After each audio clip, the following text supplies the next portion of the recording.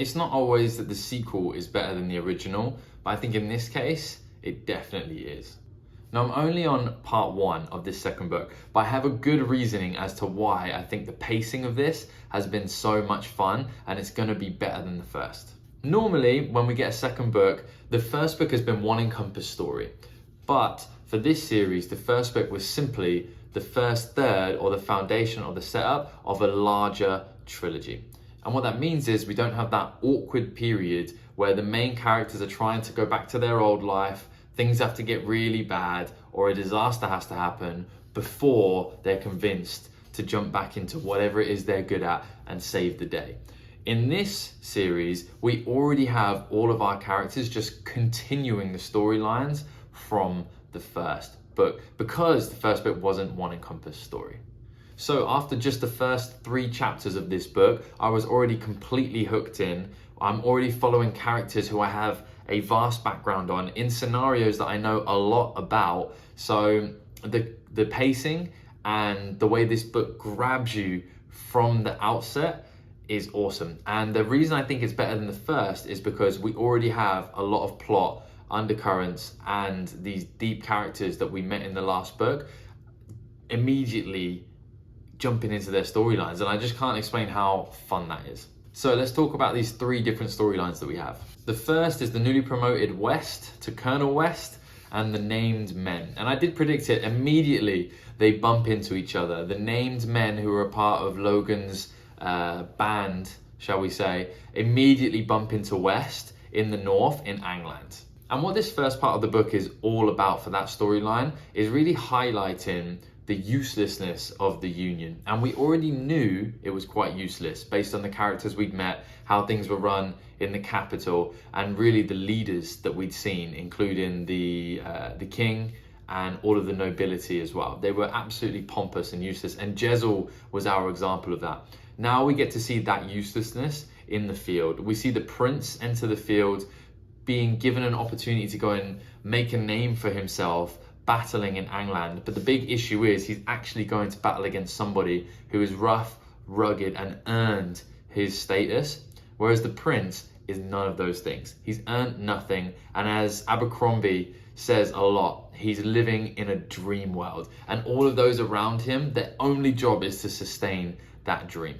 And it all comes to a head absolutely perfectly. We see the absolute and utter destruction of the Union's forces because of the prince's dream world that he's living in.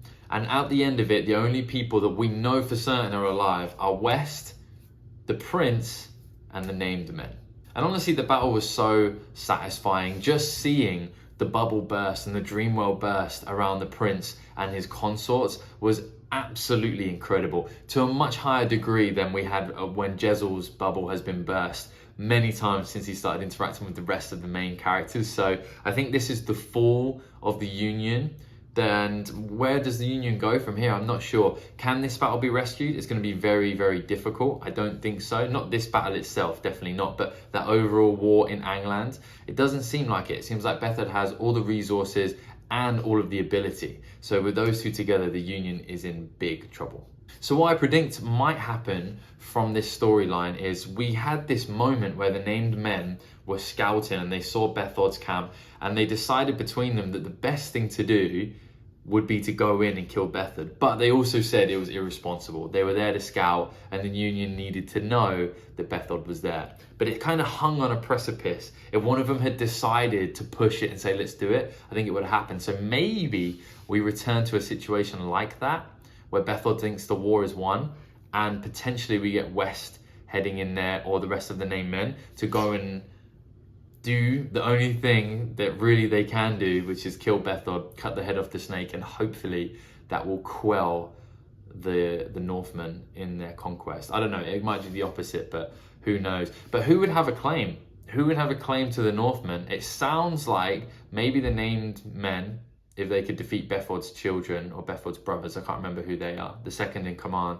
Or if we can get Logan back over to that storyline, I could definitely see him having the clout and the fame and the respect and responsibility from previous times to step into that leadership role, which might be important to face those coming from the south and the Eaters at some point, because the combined might of the north is going to be needed, because the Shankas are going to come as well from the north, the Gurkhas and their eaters from the south. It seems like these two nations of men will probably need to band together. So you need someone to rally behind, but that's obviously a long way away because Logan is a long way away.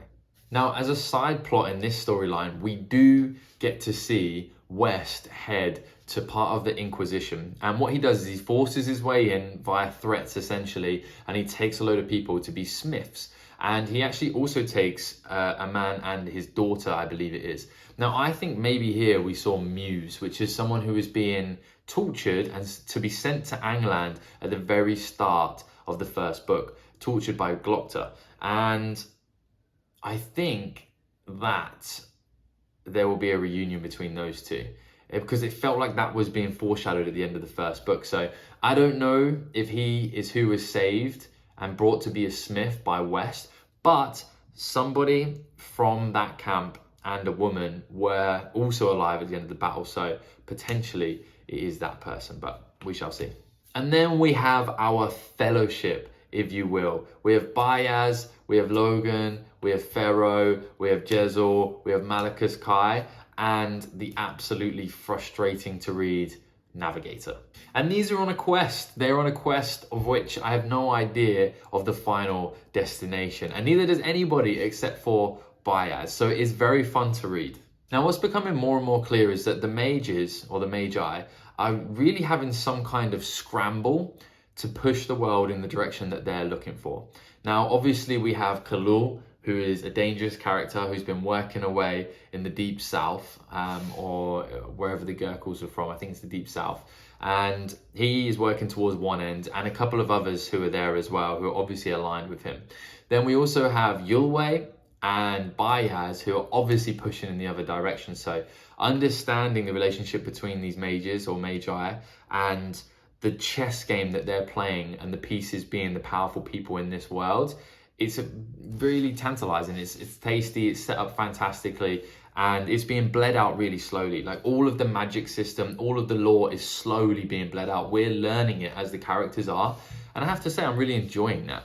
It means that each chapter, not only is there going to be something new, but I'm probably going to learn something new, something deeper about the book and the lore. And it wasn't all just explained in one go, master to apprentice, and now he's trying to master it. It's just a lot of clueless characters. So I really have the same level of information as a lot of the people I'm reading with. So it really feels like I'm on that adventure.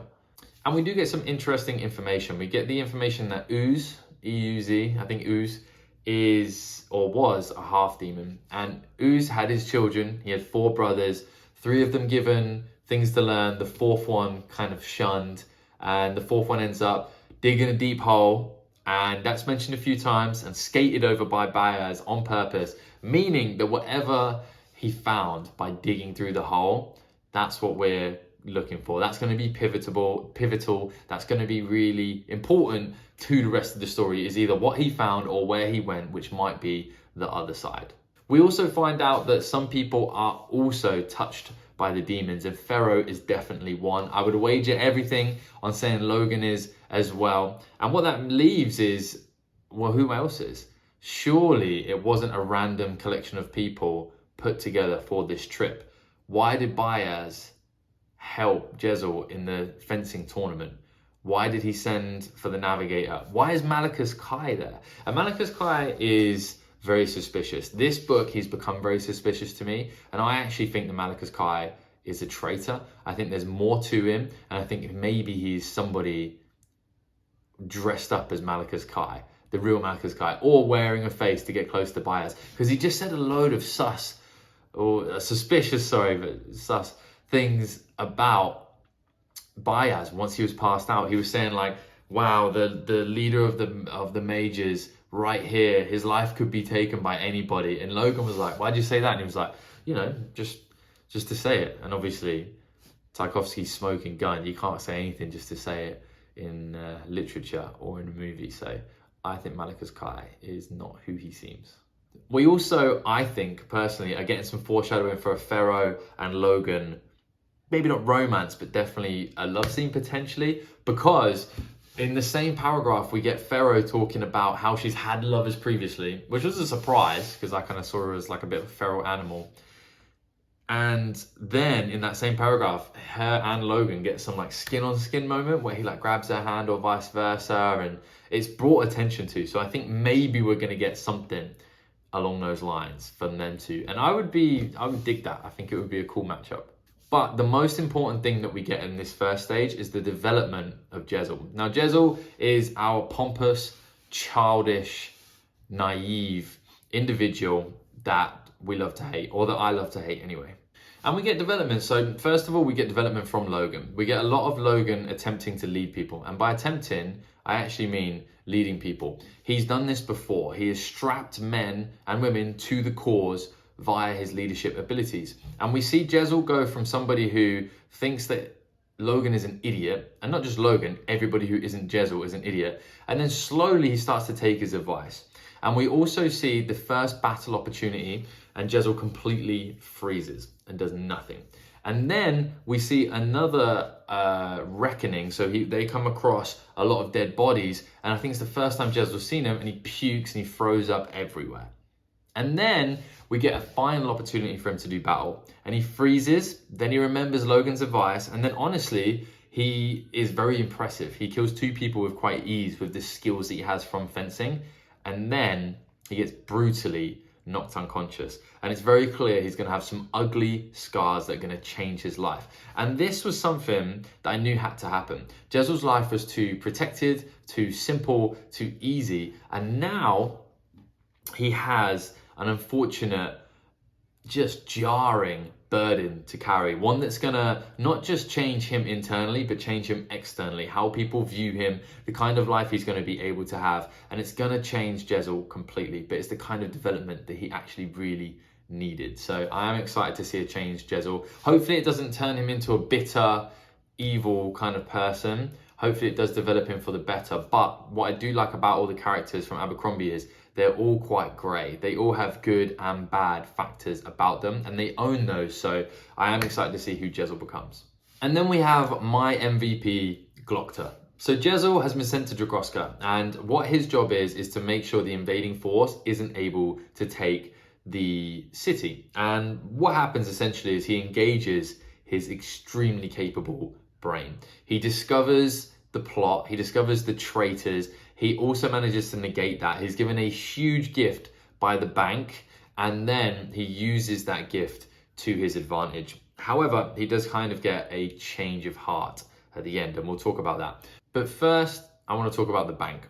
So I actually think that the Archlector Salt is the one behind the bank and the bank's overall dealings. It's clear that the bank has some ideas on who they want to run the union and run everything, it would seem. I wouldn't be surprised if a lot of the evil that's happening, minus maybe the Eaters and the Gurgle, is coming from whoever's running the bank. And I think it's the Archlector Salt. And the only reason I think that is because he kind of put Glokta in that position where he was in so much debt and there was no money available to him, because he was the one who told him it wasn't available, no men available to him, and therefore in a position where he was kind of screwed.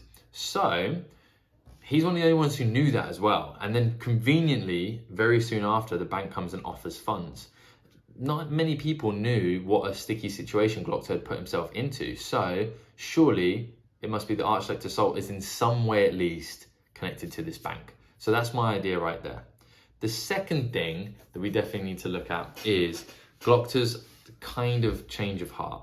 Now, when he speaks to the lady who had been kind of running that city and in charge of the spicers, she kind of tells Glokta that what she was doing, what her game plan was, is actually going to spare lives. And Glokta kind of actually believes her. So I think we might be getting the first signs that maybe Glokta is more honourable than he's letting on. Maybe he does remember a bit about who he was and what he stood for and humanity. And I'm hoping that maybe we see a bit more of that moving forwards. However, that's not what makes Glokta so fun. So I am interested to see how he changes as a character.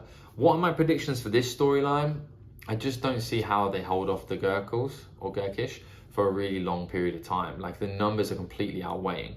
Now, it's clear that both storylines need to come back together at some point. West's way in the north, funnily enough, and then Glokta's down in the south. And I think both of these conquering armies, they need to somehow meet in the middle. So how does this happen? I'm not really sure, but I am really excited to continue reading. Something that Abercrombie does so well is he gets me very invested in the characters. Glokta is one of my all-time favorite characters and perspectives to read, period, of any book I've ever read. And the rest of the characters are keeping me very interested as well. Something that frustrated me in the first book was how much we jumped around characters, but now two things has happened. Number one, I've got to know them really well, so I don't feel like I'm hopping around before I can get a good feel for the character. Number two, a lot of our characters are on a quest together. So when I'm reading Logan's perspective, I get more development on Pharaoh. When I'm reading Pharaoh's perspective, I get some development on Jezebel and vice versa. And what that means is that they're continuing to flesh out, and I'm continuing to get to know them during that period of time. So that's it, I finished part 1. I'm fired up to jump onto part 2. If you've enjoyed this, please like and subscribe, and I'll see you at part 2.